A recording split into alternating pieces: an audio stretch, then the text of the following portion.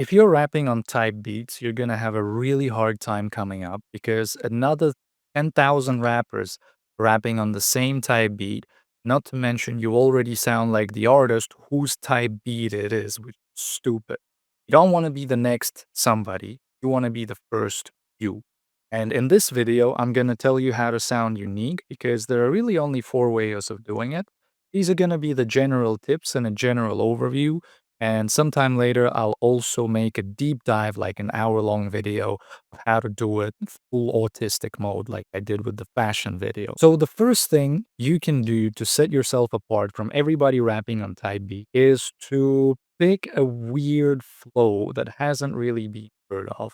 And the best example I have of this is 1900 Rugrat, because his flow is just insane and weird, and I've never heard it before. Wake up here for 50, feel like curtain. I roll in a roll, she feel exposed, drop the curtain. Alright, I'm not gonna play too much for copyright, but you get the idea. It's not a typical flow that at least I have ever heard before. And the absolute worst thing you can do is not just use type beat, but to also flow like artists that already exist. Why would you want to do that, you know? So even if you have to use type beats because you can't work with a producer yet, I strongly urge you use the type beat and figure out flows that you probably haven't heard before. Even if they sound weird, that's good. That's a talking point. When you post that content later on to promote your music, you'll get people talking, and engagement baiting is really nice. It's how bread and butter as artists. Give it a go. The second thing you can do to set yourself apart from 90% of other artists instantly is to learn a bit of production yourself. Obviously, if you learn production well, you can make beats for yourself, which gives you unlimited control. But I understand that it's two different jobs and that it's difficult. So you can either learn a bit of production yourself, just enough to do drums, and you can partner up with a producer if you figure out a nice deal with them to have them do it for you.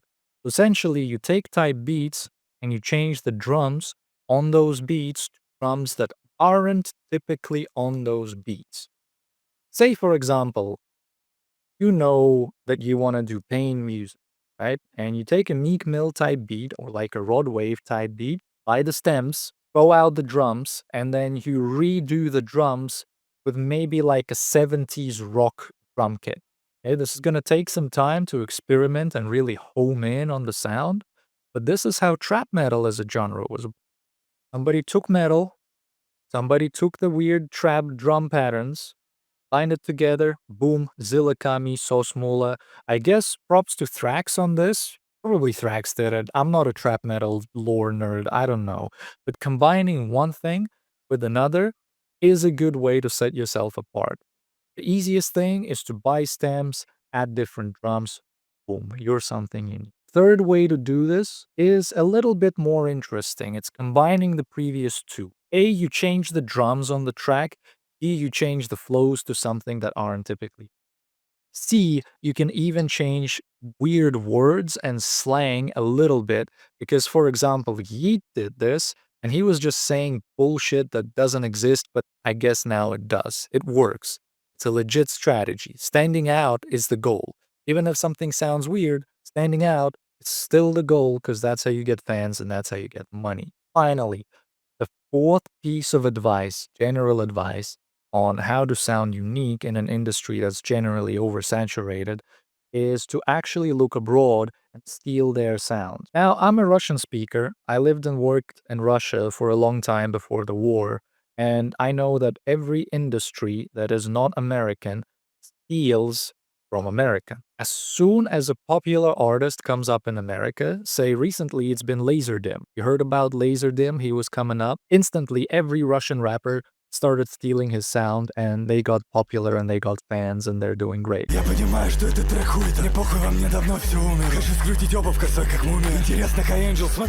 You're taking a sound that is already good and already proven interesting and popular, and you're just adapting it in your area, in your language, and it's a success. It's a success every time, really. Some people might think biting music and stealing isn't good, but it's okay if you steal from abroad. Just learn from Great Britain. It's fine. Morality isn't a question when money's involved. You can actually look into Korea. You can look into China. You can look into Russia, and you can look into like France, literally any country. If you're bilingual, if you're originally from somewhere else, this is much easier for you because you actually understand the language and what's going on, you know? You can take a sound that's already popular in your country. If it's a little bit different to the US, it's going to do well in the US because it's already popular somewhere else. And the reason is people like new stuff. People are always on the lookout for new music. If you've seen Back to the Future, the famous line is, "Hey, like Bobby on some shit. You know that new sound you've been looking for? Well, listen to this, you know?" It's exactly like that to this day. So getting something fresh out of somewhere and into America is also a really, really good strategy to get that done. And if you like these strategies, you should totally watch this video next.